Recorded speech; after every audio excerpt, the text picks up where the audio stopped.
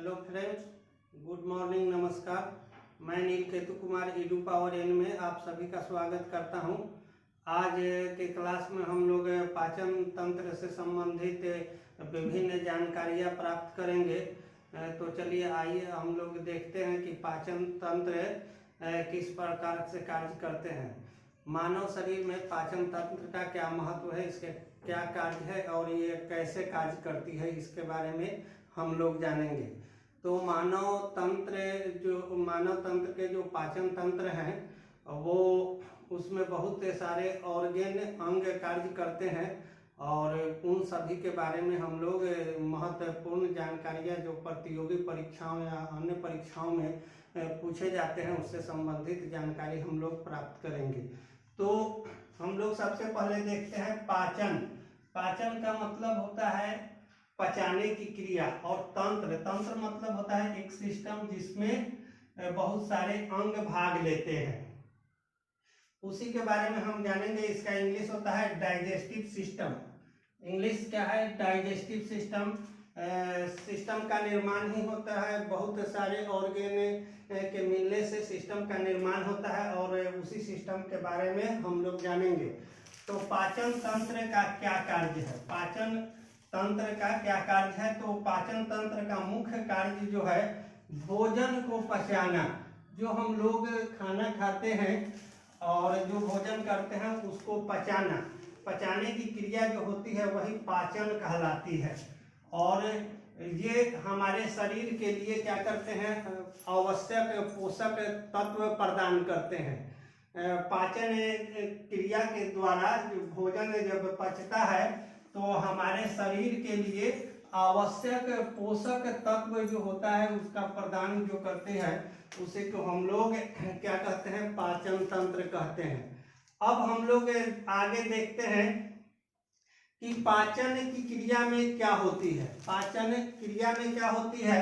हम जब भोजन करते हैं तो उसमें क्या होता है? सरल अणु, कोई भी जैसे दाल, रोटी, चावल या अन्य जो भी हम लोग खाते हैं वो सरल अणु होता है। और इस सरल अणु से जटिल अणु का निर्माण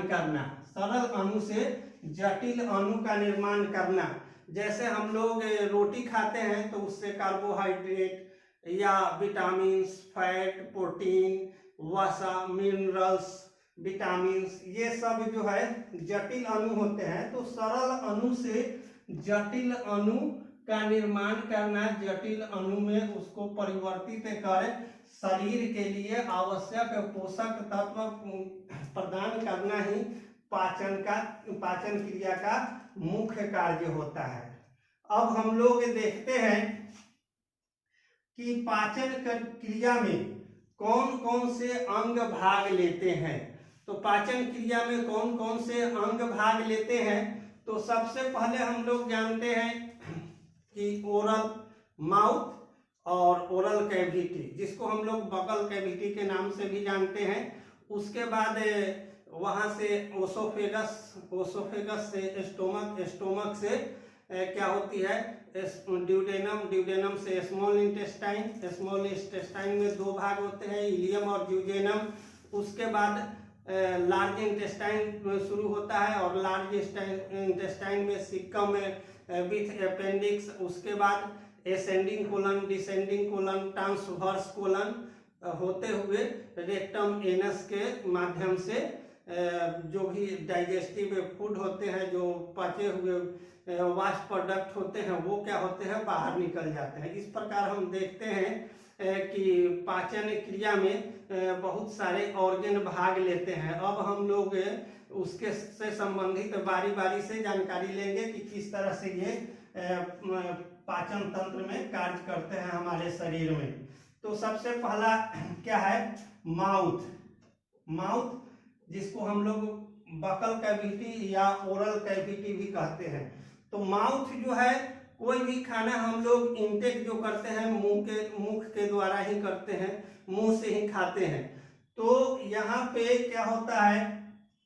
माउथ में पाचन की क्रिया में दो तरह की क्रियाएं होती है। एक तो क्रिया होती है फिजिकल वर्क और दूसरा होता है केमिकल वर्क। तो फिजिकल वर्क भी पाचन में सहयोग करते हैं। अब जैसे मुंह में हम लोग मुख में कोई भी भोजन जब रखते हैं तो उसको चबाते हैं, बकल कैविटी के अंदर क्या होता है, चबाते हैं।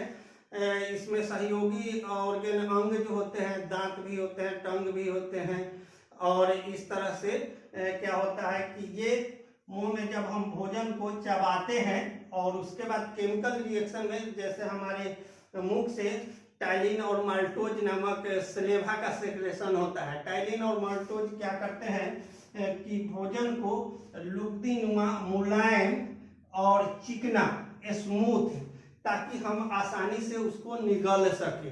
मेरा ओसोफेगस है, जो यहाँ ओसोफेगस है वो काफी कोमल होता है, ओसोफेगस क्षतिग्रस्त न हो इसके लिए हम लोग क्या करते हैं, जो खाना खाते हैं उसमें टाइलिन और माल्टोज सलेवरी ग्लैंड से निकलकर उसमें मिल जाते हैं ताकि भोजन मुलायम और चिकना हो जाए, जिसको हम लोग आसानी से निगल सके। तो बकल कैविटी में ये दो क्रियाएं होती है।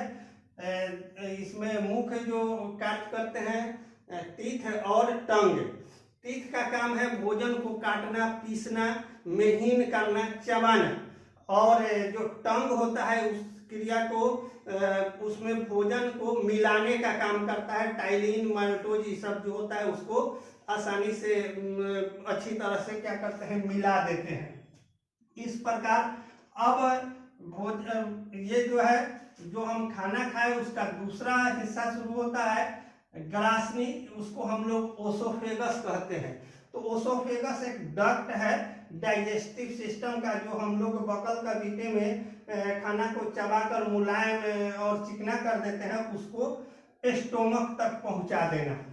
तो स्टोमक तक ये ग्रास नली के द्वारा क्या होता है, भोजन नीचे जाता है। और यहाँ एक और चीज देखेंगे कि यहाँ पे लैरिंग्स और फायरिंग्स लगे होते हैं। स्टोमक ओसोफेगस के ऊपर लैरिंग्स और फायरिंग्स होते हैं, और हम लोग इसको पिछले क्लास में रेस्पिरेटरी सिस्टम में लैरिंग्स फायरिंग्स की चर्चा हुई थी। और ये लैरिंग्स फायरिंग्स यह क्लियर करता है कि भोजन को किस रास्ते में जाना है डाइजेस्टिव सिस्टम में और एयर को रेस्पिरेटरी सिस्टम में। इनका ये कार्य है लैरिंग्स फायरिंग्स का। तो ये भोजन को क्या करते हैं, स्टोमक में अग्रसरित कर देते हैं ग्रास नाली के माध्यम से, ओसोफेगस के माध्यम से। अब हम लोग देखते हैं आगे, जब भोजन स्टोमक तक, स्टोमक अर्थात अमाशय तक जब भोजन पहुंचता है तो वहां भी पाचन की क्रिया होती है। तो सबसे पहला पाचन की क्रिया प्रारंभ कहाँ हो गया, मुख में, बकल कैविटी में, और दूसरा ग्रास नली से होते हुए वह नीचे आया लैरिंग्स फायरिंग्स से होते हुए, और वह भोजन पहुंचता है अमाशय में।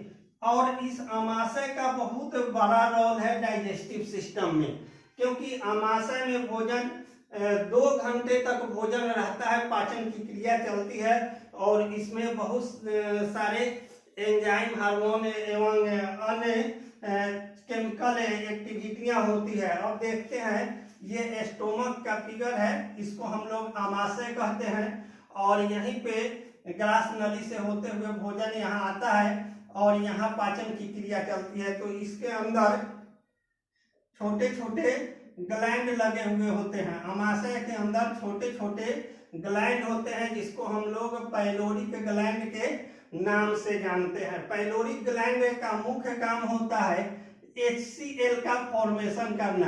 पाइलोरिक ग्लैंड क्या करते हैं, जब हम भोजन करते हैं तो जो भोजन आता है उस भोजन में क्या करता है कि HCl का फॉर्मेशन पाइलोरिक ग्लैंड करके उसको अच्छी तरह से मिलाता है, और वो यहाँ पे केमिकल एक्टिविटियां होती है। और इसमें क्या होता है, भोजन 2 घंटे तक अमाशय में लगभग भोजन 2 घंटे तक रहता है, और यहाँ अच्छी तरह से मिला दिया जाता है। यहाँ इसका 2 वर्क है। एक पहला वर्क है कि जो हम लोग भोजन खाए थे, इंटेक किए थे, उसमें हो सकता है कि बहुत सारे छोटे छोटे जीवाणु, विषाणु या अन्य माइक्रो ऑर्गेनिज्म जो हो, जो अंदर चला गया हो, तो यहाँ HCl का फॉर्मेशन होता है पाइलोरिक ग्लैंड के द्वारा।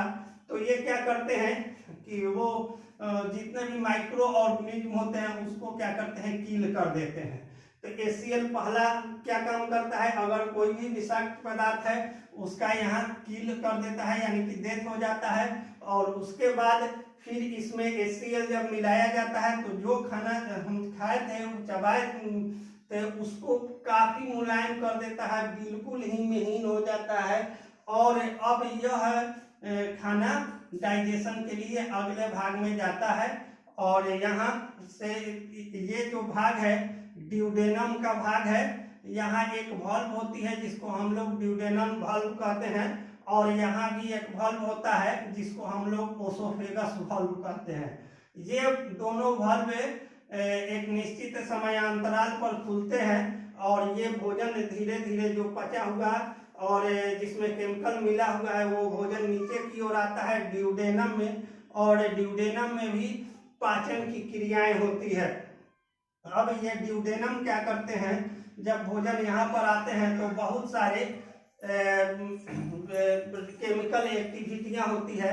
इधर से लीवर से क्या होता है, लीवर से बहुत सारे केमिकल का स्राव होता है। और गॉल ब्लैडर से भी क्या होते हैं, भाइल आते हैं, जो कि यहाँ पे भोजन जो पचा हुआ भोजन है उसमें मिलना प्रारंभ कर देते हैं। और इधर से पेंक्रियाटिक जूस आते हैं। तो भाइल का जो गोल ब्लैडर में भाइल बनते हैं, पीत की थैली हम उसको कहते हैं। तो ये जो भाइल बनते हैं उसका मुख्य कार्य है कि भोजन में जो हम फैटी चीज लेते हैं, फैट का जो हम लोग खाते हैं जैसे तेल है या डालडा है या अन्य जो भी फैटी चीज है उसको यह तोड़ देता है। जो गोल ब्लैडर से भाइल आता है उसको वह तोड़ देता है वहाँ। और यहाँ से पेंक्रियाज से पेंक्रियाटिक जूस आते हैं और ये दोनों ड्यूडेनम में भोजन के साथ मिल जाते हैं। और पेंक्रियाटिक जूस मिलकर क्या करता है, जो भी हम लोग शुगर वगैरह या चीनी जो खाए हैं उसका नियंत्रण कर लेते हैं और एक निश्चित मात्रा में इसको आगे बढ़ाते हैं। अब हम देखते हैं भोजन जो है ड्यूडेनम से होते हुए स्मॉल इंटेस्टाइन में आ जाती है। भोजन कहाँ आ जाती है, स्मॉल इंटेस्टाइन में। और स्मॉल इंटेस्टाइन का जो लंबाई है काफी लेंथ है, ज्यादा है, लगभग हमारे शरीर में 33 फीट का स्मॉल इंटेस्टाइन होता है। और इसमें दो भाग होते हैं। जो स्मॉल इंटेस्टाइन होते हैं इसमें दो भाग हैं, इलियम और ज्यूजेनम। इलियम और ज्यूजेनम। तो सबसे पहला क्रिया जो होता है इलियम में होता है। यहाँ पे भोजन को काफी अच्छी तरह से पचा दिया जाता है। और पचाने के बाद यहाँ से इलियम यानी कि स्मॉल इंटेस्टाइन का जो इलियम होता है वहाँ पर क्या होता है, पाचन की क्रिया के साथ साथ ऑब्जॉर्प्शन की क्रिया भी प्रारंभ हो जाती है।